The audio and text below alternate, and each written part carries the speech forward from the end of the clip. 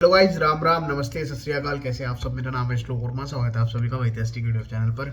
तो देखो, बहुत सारे मेरे छोटे भाई परेशान इस बात को लेकर हो रहे हैं, भैया जो प्रैक्टिस पेपर आया था सीबीएसई का, ये तो हमारे से सॉल्व नहीं हो पा रहा। देखो, जो तुम्हारे प्री बोर्ड के एग्जाम हुए हैं, जो तुम्हारा सैंपल पेपर आया है और जो तुम्हारा ये प्रैक्टिस पेपर आया, इन सबसे बहुत आसान होगा तुम्हारा प्री बोर्ड का, ये तुम्हारा बोर्ड का एग्जाम। तुम अगर इस चीज़ को लेकर परेशान हो रहे हो कि पेपर बहुत टफ आएगा, no buddy, you are literally wrong. Paper is not going to be tough at all. बस तुम्हें क्या करना है, तुम्हारे कुछ पॉइंट ऑफ रिसोर्सेज होने चाहिए जो बिल्कुल क्रिस्प एंड क्लियर होने चाहिए। जैसे कि तुम्हें तुम्हारी एनसीईआरटी, लाइक अगर मैं सिर्फ साइंस की बात करता हूँ, एक्टिविटीज़ तुम्हें याद होनी चाहिए। जो ये पॉइंट्स होते हैं ना, पॉइंट टू रिमेंबर, हुए तुम्हें याद होने चाहिए। जितने भी उसके अंदर इलस्ट्रेशंस हैं, जो उसकी बैक एक्सरसाइजेज हैं, ये सब तुम्हें होनी चाहिए। अब जैसे तुम्हें पता है कि तुम्हारा इस साल का जो पेपर है वो ऑब्जेक्टिव टाइप भी आ रहा है, तो अब ऑब्जेक्टिव टाइप क्वेश्चंस तुम्हें कहाँ मिलेंगे? देखो, एनसीईआरटी की एक छोटी बहन है एनसीईआरटी एग्जाम्पलर, वहाँ तुम्हें ऑब्जेक्टिव टाइप भी मिलेंगे क्वेश्चंस, सब्जेक्टिव टाइप भी मिलेंगे। देखो, अगर तुम्हारा कॉन्सेप्ट क्लियर है किसी भी चीज़ को लेके, तो उस पर तीन दुनिया ब्रह्मांड का तुमसे कोई भी सवाल कोई पूछ ले, तुम्हारा जो बेसिक कॉन्सेप्ट है वो क्लियर है, क्रिस्टल क्लियर है, तो तुम्हारे से कोई भी कहीं से भी सवाल पूछ ले तो तुम्हें बिल्कुल भी दिक्कत नहीं होगी उस सवाल को लेकर। तुम बड़े आराम से सॉल्व कर लोगे। कॉम्पिटेंसी बेस्ड को लेकर तुम्हें करना क्या है? तुम्हें करनी है प्रैक्टिस। देखो, तुम्हें नहीं पता कि क्या आ जाएगा, लेकिन तुम प्रैक्टिस कर सकते हो मल्टीपल थिंग्स की, because we are not sure about what is going to come. तो हम क्या करेंगे? जितना हमारे पास रिसोर्सेज अवेलेबल है, लाइक हमारे पास सैम्पल पेपर्स हैं, हमारे पास देखो, पहले पिछले साल से कॉम्पिटेंसी बेस्ड नहीं आए हैं, इस साल आ रहा है। तो सैम्पल पेपर्स के अंदर जो, देखो, सैम्पल पेपर्स करना बहुत मस्ट है। मैथ्स के तो जितने ज़्यादा लगा लोगे, जितनी ज़्यादा प्रैक्टिस कर लोगे, उतने फ़ायदे में रहोगे। अब जैसे साइंस ही है, साइंस की मैं ज़्यादा बात करता हूँ क्योंकि I am a science faculty. तो साइंस में हमने एनसीईआरटी करी, एग्जाम्पलर करी, उसके बाद देखो क्या होता है, कभी कभी पहले तो 20 नंबर का एक पूरा सेक्शन लैब मैनुअल से आया करता था। 2018-19 की बात बता रहा हूँ। उस टाइम 20 नंबर के सवाल आया करते थे सिर्फ और सिर्फ लैब मैनुअल से। तो उसके अंदर भी तुम्हें ऑब्जेक्टिव टाइप क्वेश्चंस मिलेंगे, तो अब लैब मैनुअल भी करनी ज़रूरी हो जाती है। अब हमने क्या करा, एनसीईआरटी कर ली। देखो, अगर तुम्हारे एनसीईआरटी के बेसिक्स मजबूत हैं, तुम्हें आते हैं, सब समझ में आता है, और जो तुम्हारे नोट्स हैं वे तुम्हारे याद हैं, तो जो लैब मैनुअल और एनसीईआरटी एग्जाम्पलर है ना, उसके 50 से 60% सवाल तुम बड़े आराम से लगा लोगे। जो बचे हुए 40-50% सवाल हैं, वे थोड़े अलग से हटके होते हैं, थोड़े से पेचीदे होते हैं, उसमें थोड़ी ट्रिक्स लगती है, थोड़ा सा एक्स्ट्रा कॉन्सेप्ट लगता है, तो वहाँ पर थोड़ा समझना पड़ता है, देखना पड़ता है।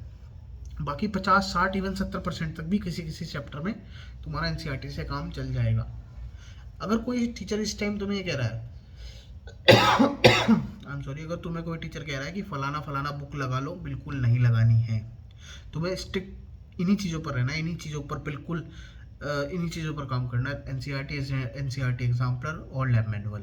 इसके अलावा तुम्हें किसी और बुक को खरीदने की बिल्कुल भी जरूरत नहीं है, because they are waste of money, time and energy. तुम्हें सबसे कम रिसोर्सेज के साथ सबसे ज़्यादा आउटपुट निकालना है।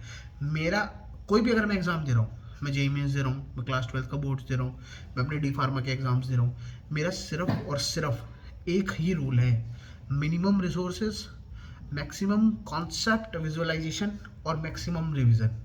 रिसोर्सेज को जितना कम रखोगे, उतना दिमाग में टेंशन कम रहेगी कि भैया अभी तो ये भी रहता है कवर करने से, अभी तो ये भी रहता है कवर करने से।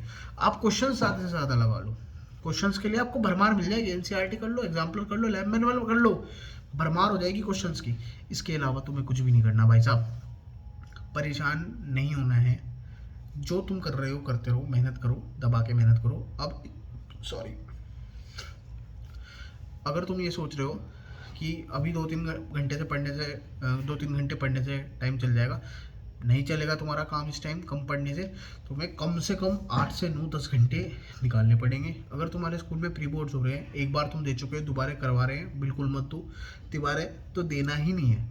अगर चलो तुमने भुल्ले भटके, घर वालों का प्रेशर था, किसी वजह से दोबारा दे दिया, तीसरी बार नहीं देना। तीसरे वाले घर वालों को साफ कह दियो कि भैया प्री बोर्ड के चक्कर में अपने बोर्ड्स की लंका लगाऊंगा क्या? मुझे तैयारी करने दो अपने बोर्ड्स के लिए, मुझे सैम्पल पेपर सॉल्व करने दो, मुझे पीवाईक्यू सॉल्व करने दो। अब पीवाईक्यू कहाँ से कहाँ तक के करने हैं? कुछ बच्चे 1996, 2011 इतने पुराने पुराने पीवाईक्यूज कर रहे हैं। अरे मंदबुद्धि हो गया? तुम्हें जब पता है कि जो सीबीएसई है वो हर साल टाइप्स ऑफ क्वेश्चन चेंज कर रही है, कॉन्सेप्ट को बदल देती है। कॉन्सेप्ट तो सेम रहेगा लेकिन जो क्वेश्चन की वैरायटी है उसको बदल रही है। हर साल में एक नया क्राइटेरिया ला रहे हैं क्वेश्चंस का। तो जितना लेटेस्ट करोगे उतना फ़ायदे में रहोगे। भाई देखो, अभी जितने कम दिन बचे हैं, अगर तुम्हारी तैयारी अच्छी नहीं है तो बस लास्ट 3 साल के मोर देन इनफ है। और अगर तुम्हारा सब कुछ हो चुका है, रिवीजन हो चुका है, सैम्पल पेपर हो चुका है, तो बस लास्ट 5 साल के क्वेश्चन पेपर लगा लो। उससे ज़्यादा कुछ नहीं लगाना भाई। चक्कर में नहीं पड़ना। कोई कह रहा है 20 साल के लगा लो, 30 साल के लगा लो। क्यों लगा लो भाई मैं 20 साल 30 साल की, जब 5 साल लास्ट 5 साल के मोर देन इनफ है। 2018 से तक के लगा लो, उससे पीछे जाने की जरूरत नहीं है। 18, 19, 20, 21, 22 5 साल मोर देन इनफ। इससे ज़्यादा आगे जाने की तुम्हें ज़रूरत नहीं है। तो बस इतना ही कहना चाहता था इस वीडियो में, इतना ही बात करना चाहता था। डरो मत, घबराओ मत यार, एग्जाम ही तो है। कम नंबर आ जाएंगे, फेल तो नहीं होगे। अगर मेहनत करोगे बिल्कुल फेल नहीं होने वाले।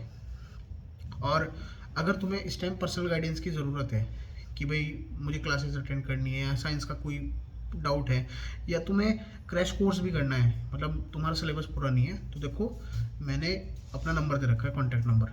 मुझे वहाँ पे कांटेक्ट कर लो। क्लासेस अभी चल रही हैं।